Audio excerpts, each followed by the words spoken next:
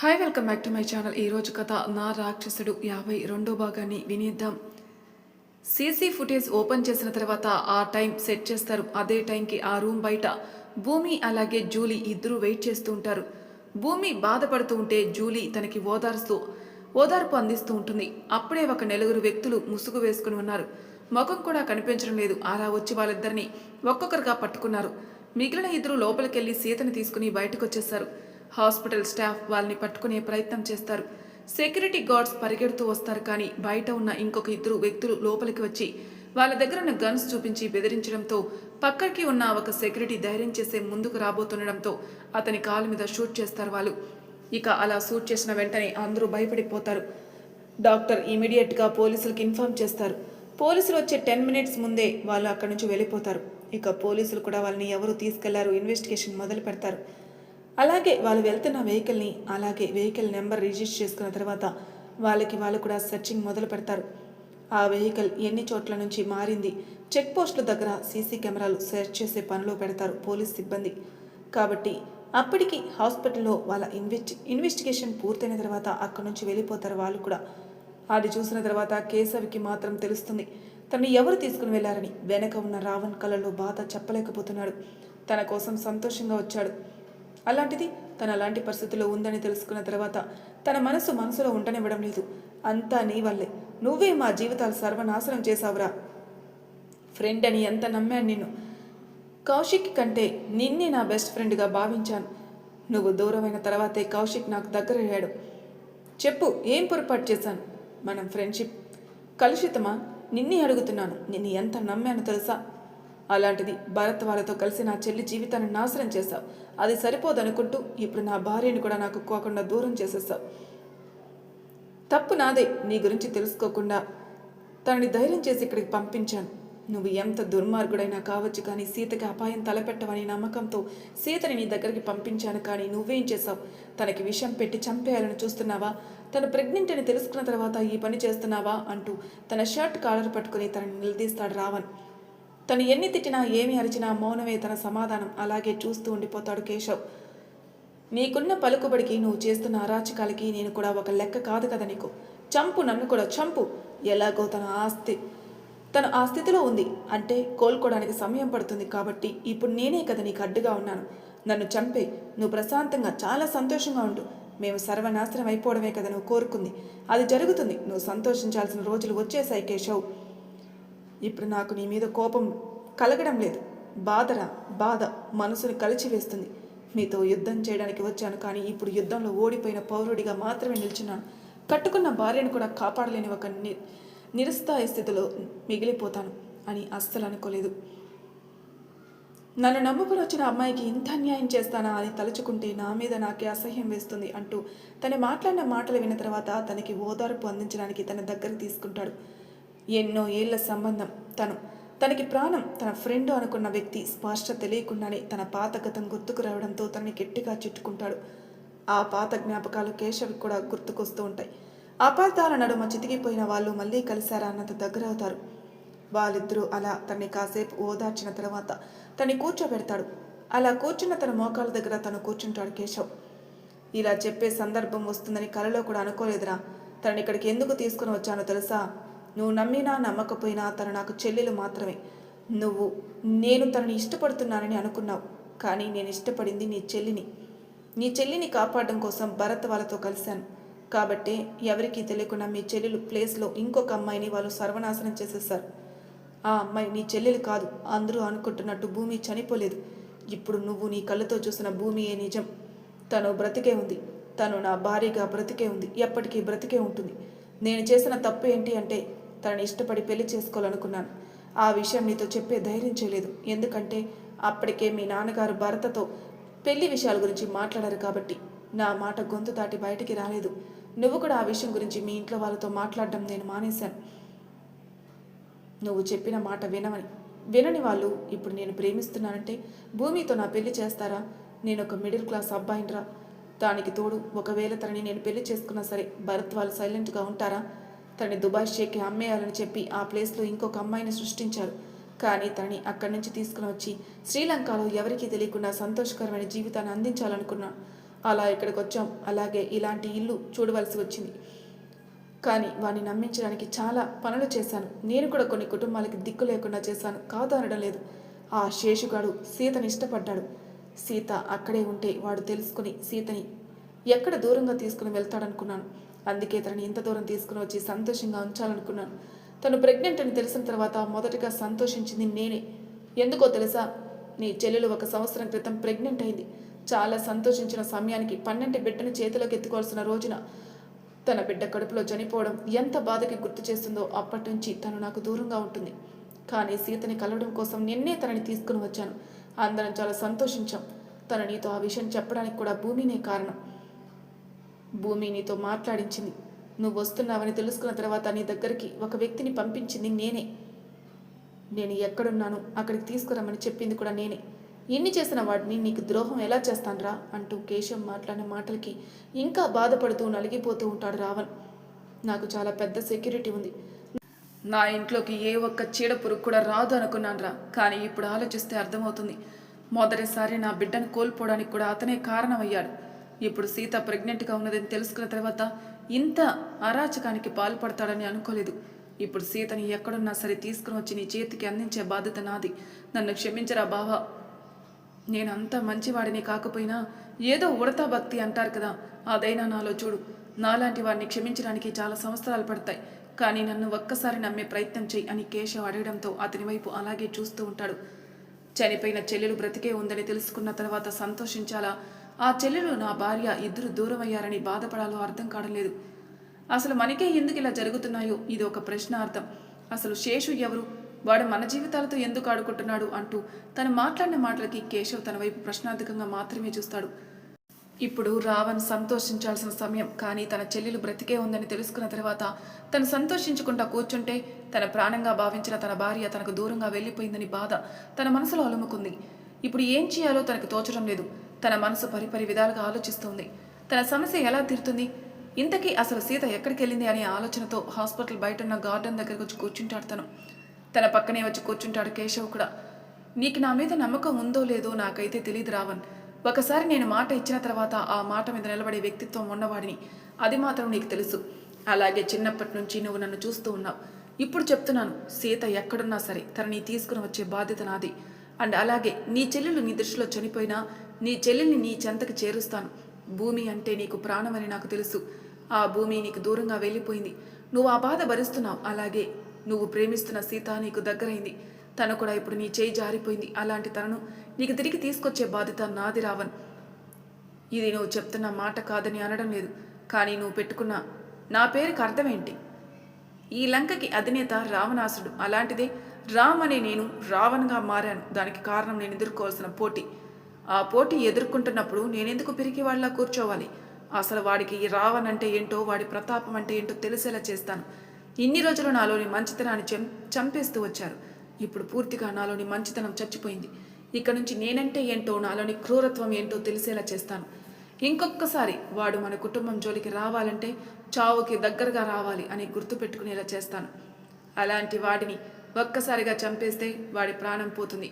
వాడిని అలా కాకుండా వాడికి ఎలాంటి స్థితి కలిగిస్తాను ఎవ్వరు కూడా ఊహించలేరు. అలాంటి పరిస్థితుల్లో వాడిని వదిలేస్తాను. అప్పుడు కానీ నేను అనుభవిస్తున్న క్షోభ వాడు కూడా అనుభవిస్తూ గిలగలా కొట్టుకు చావాలి. చూపిస్తాను రా నేనంటే ఏంటో చూపిస్తాను. నా ప్రతాపం ఏంటో చూపిస్తాను. దొంగతనంగా దొంగచాటుగా కాకుండా ఎదురుగా ఎదుర్కోకుండా నా భార్యని నా చెల్లిని తీసుకుని వెళ్తావు కదా. ఎదురుగా రాలేని వాడికి ఎదురుగా వెళ్తేనే కదా నేనేంటో వాడికి తెలిసేలా చేస్తాను.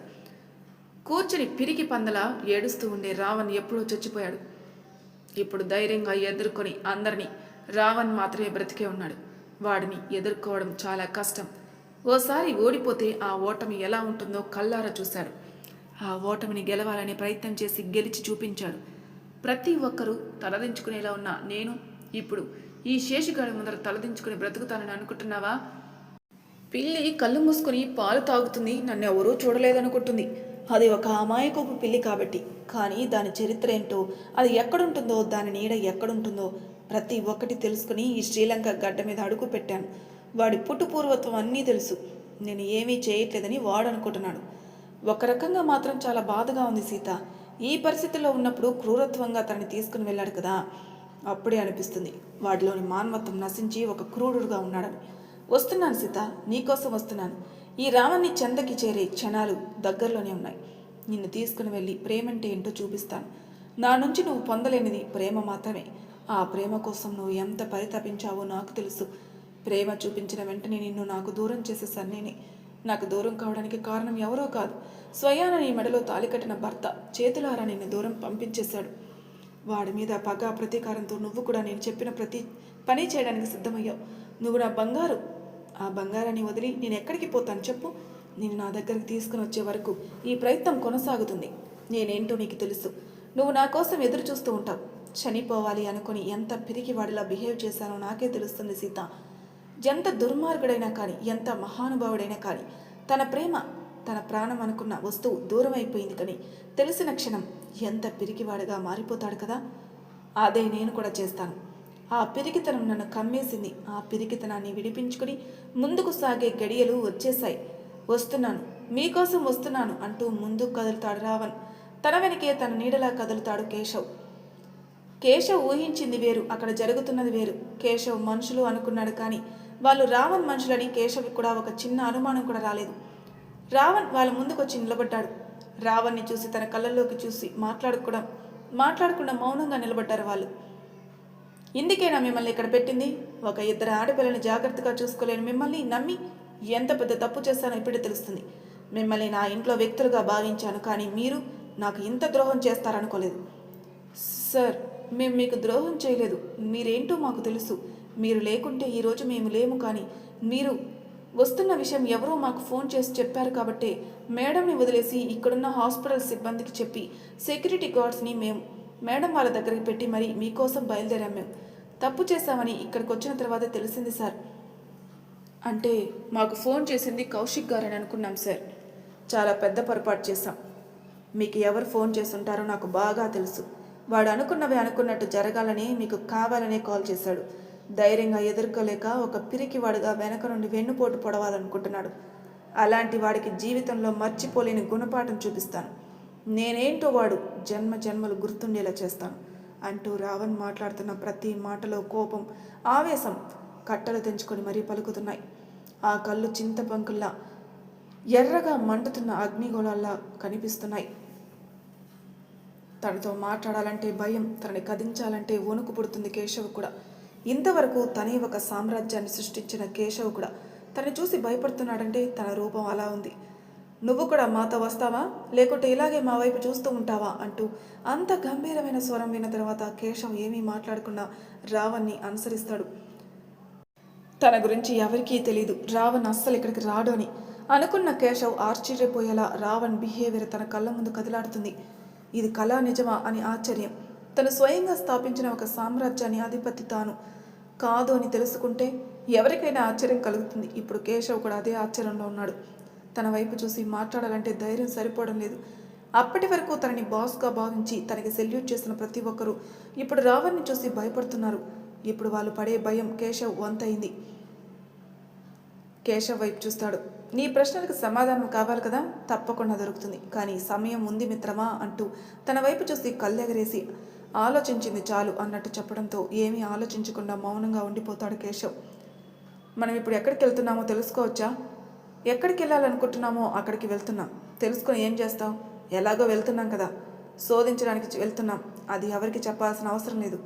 అక్కడికి వెళ్ళిన తర్వాత నువ్వే ప్రత్యక్షంగా చూస్తావు. ఏంటిది? నేను అంచనా వేసిన రావణ్ ఇక్కడ కనిపిస్తున్న రావణ్ పూర్తి ఆపోజిట్గా ఉన్నాడు. ఇంతవరకు వాడికి ఏమీ తెలియదు అనుకున్నానే. ఇప్పుడు ఈ సామ్రాజ్యానికి వీడే అధిపతి, నేను ఒక అసిస్టెంట్లా ఉన్నాను. నన్ను చూసి ఇంతవరకు వీళ్ళు భయపడింది వీణ్ణి చూసి భయపడ్డారా? అర్థం కావడం లేదే తనకి. అలా 1 గంట ప్రయాణం. ఆ ప్రయాణంలో ఎన్నో ప్రశ్నలు, మౌనమే తన సమాధానం.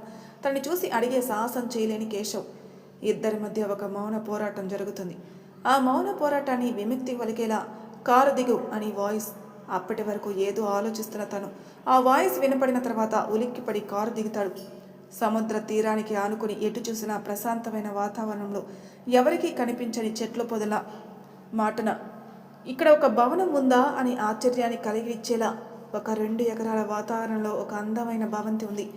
అది చూసిన తర్వాత ఇంతవరకు ఇంత బ్యూటిఫుల్ ప్లేస్ నేను ఎప్పుడూ రాలేదే అంటే ఇది ఎవరి సామ్రాజ్యం?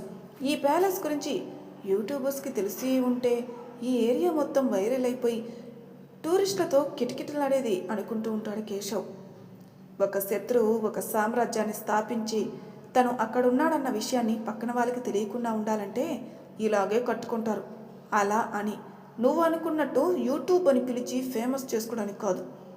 తను అసలు ఉన్నాడా లేడా అని ఎవరికీ తెలియకుండా ఉండడానికి ఈ సామ్రాజ్యం. నువ్వు ఎవరికైనా పని చేస్తున్నావు, నీకు తెలియదు. అతను ఎవరో నీకు తెలియదు. తెలియకుండానే అతని చేతిలో కీలు బొమ్మగా మారావు. ఇప్పుడు ఇక్కడికి ఎందుకు వచ్చారు అన్న సందేహమే కదా నీకు. ఇదే వాడి సామ్రాజ్యం, వాడు కట్టుకున్న సామ్రాజ్యం. నిన్ననే వాడు ఇక్కడికి వచ్చాడు భూపాల్ నుంచి. ఇంతలో వీళ్ళని మాయం చేశాడు. కనీసం అదైనా నీకు తెలుసా అని కేశవ్ వైపు చూడడంతో తెలియదు అన్నట్టు తలదించుకుంటాడు తను. నీ దగ్గర నుంచి ప్రతి ఒక్క విషయం ఇన్ఫర్మేషన్తో సహా నాకు అందుతూ ఉంది, అది కూడా ఇక్కడ లేకుండా. కానీ కేవలం నువ్వు దాచగలిగింది ఒక్కటి మాత్రమే, భూమి బ్రతికే ఉందన్న విషయం. అంతే తప్పనిస్తే నీ నుంచి ప్రతి విషయం నాకు తెలుస్తూనే వచ్చింది. ఈ రోజు వరకు తనని కలిసే అవకాశం నాకు దొరకలేదు. కాబట్టి తను ఎవరో, ఎలా ఉంటాడో, తనతో ఎవరు మాట్లాడతారో వీటి గురించి నాకు ఏ ఇన్ఫర్మేషన్ తెలియదు రావణ్. ఆ రోజు భూమిని తీసుకుని వచ్చిన తర్వాత మాకు హెల్ప్ చేసిన అతను నన్ను తీసుకుని వచ్చి ఇక్కడ జాయిన్ చేశాడు. బ్రతుకు తెరువు కోసం ఎంతోమంది ఎన్నో కష్టాలు పడి ప్రతి ఒక్క పని చేస్తున్నారని అతను చెప్పి ఇక్కడికి తీసుకుని వచ్చాడు. అలా ఆ పని చేస్తూ ఇక్కడ ఉండాల్సి వచ్చింది. వాడితో మంచిగా ఉండి ప్రతి ఒక్క పని చేస్తూ ఉంటే నా మీద తనకి ఇంప్రెషన్ మొదలవుతుంది అనుకున్నాను. అలాగే జరిగింది. ప్రతి విషయంలో ఎవరిదైనా ఇన్వాల్వ్మెంట్ ఉండేలా చేసుకోవాలి అనుకుంటే మొదటిగా నన్ను మాత్రమే పిలిచేవాళ్ళు. అందుకోసమే నేను భరత్, పృథ్వీని కూడా ఇందులోకి తీసుకుని వచ్చాను. వాళ్ళ మీద పగ ప్రతీకారం ఎలాగైనా తీర్చుకోవచ్చు అనే ఉద్దేశంతో. అప్పుడే నాకు తెలిసిన విషయం ఏంటంటే సీతను తన కిడ్నాప్ చేసి ఇక్కడికి తీసుకురావాలనుకుంటున్నాడని. అందుకోసమే సీతని అక్కడి నుంచి ఇక్కడికి తీసుకుని వచ్చా. వాడు సీత కోసం వైజాగ్ మొత్తం తిరుగుతాడు. సీత తనకి ఎక్కడా కనిపించేది కాబట్టి ఈ ప్రాబ్లం సాల్వ్ అయిన తర్వాత సీతని నీకు అప్పగించాలనుకున్నాను. ఆ రోజు మీరు చేసిన కిడ్నాప్ ప్లానింగ్ కూడా నాకు బాగా తెలుసు. నువ్వు స్రోలో ఉన్నావని కూడా తెలుసు. నీ కళ్ళ ముందు సీతను తీసుకుని వస్తూ ఉంటే నీ చేతి పిడికిలు ఎంత గట్టిగా మారాయో కూడా నాకు తెలుసు. ఇదంతా నువ్వు చేశావని నువ్వు అనుకుంటున్నావా కేశవ్? ఇదంతా జరిగేలా వాడు చేస్తాడు. అసలు సీతను వాడు ఇష్టపడుతున్నట్టు నీ ముందు సృష్టించాడు. సీతను వాడు కిడ్నాప్ చేయాలనుకుంటున్నాడు. మీ ముందు నాటకం ఆడాడు.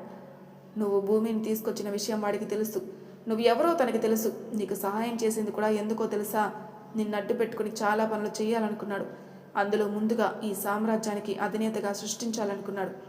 ఏ చిన్న విషయం తప్పు జరిగినా అది అతన్ని వెతుక్కుంటూ వెళ్తుందని నువ్వు అనుకున్నావు. కానీ పోలీసులు వెతుక్కుంటూ నీ దగ్గరకు వచ్చేలా తను చేశాడు. ఇంకా పోలీసులు సర్చింగ్లో ఉన్నారు, కానీ వాళ్ళు వెతుక్కుంటూ వచ్చేది నీ దగ్గరికి మాత్రమే. సీతను నువ్వే తీసుకొచ్చేలా ప్రేరేపించింది తనే. సీత ఎక్కడుందని తనకు ముందే తెలుసు. అవకాశం కోసం చూశాడు. సీతని ఎవరూ లేని సందర్భంలో కిడ్నాప్ చేశాడు. ఇవన్నీ చేయాల్సిన అవసరం తనకేంటి? తను నిజంగా సీతను ఇష్టపడ్డా? సీత మీద ఇష్టంతో ఇదంతా చేస్తున్నాడా అని నేను అనుకున్నాను రావణ్. నువ్వేమనుకుంటున్నావు? తను సీతను ఇష్టపడి ఇదంతా చేస్తున్నాడు అనుకుంటున్నావా? సీత ప్రాణం తీయడానికే ఇదంతా చేస్తున్నాడు. సీత ప్రాణం తీయాల్సిన అవసరం తనకేంటి? అసలు సీత గతమేంటి? సీత ఒక చిన్న మిడిల్ క్లాస్ అమ్మాయి అంతే తప్పనిస్తే తనకి మనం అనుకున్నంత బ్యాక్గ్రౌండ్ కూడా లేదే. నిన్ను పెళ్లి చేసుకున్న తర్వాతే తను సంతోషంగా ఉంది. అంతకుముందు సీత ఎవరో ఎవరికీ తెలియదు. అలాంటిది సీతను వాడి ఇక్కడికి తీసుకురావాల్సిన అవసరం ఏంటి? అసలు సీతని చంపాలని ఎందుకు అనుకుంటున్నాడు? సీతకి వాడికి ఉన్న శత్రుత్వం ఏంటి? మీరు కూడా తెలుసుకోవాలనుకుంటే నెక్స్ట్ ఎపిసోడ్లో తెలుసుకుందాం. అంతవరకు నా ఛానల్ని సబ్స్క్రైబ్ చేయని వాళ్ళు ప్లీజ్ సబ్స్క్రైబ్ చేసుకోండి. లైక్ చేసి షేర్ చేయండి. మీ అభిప్రాయాలు నాకు కామెంట్ రూపంలో తెలియజేయండి. Thank you for listening.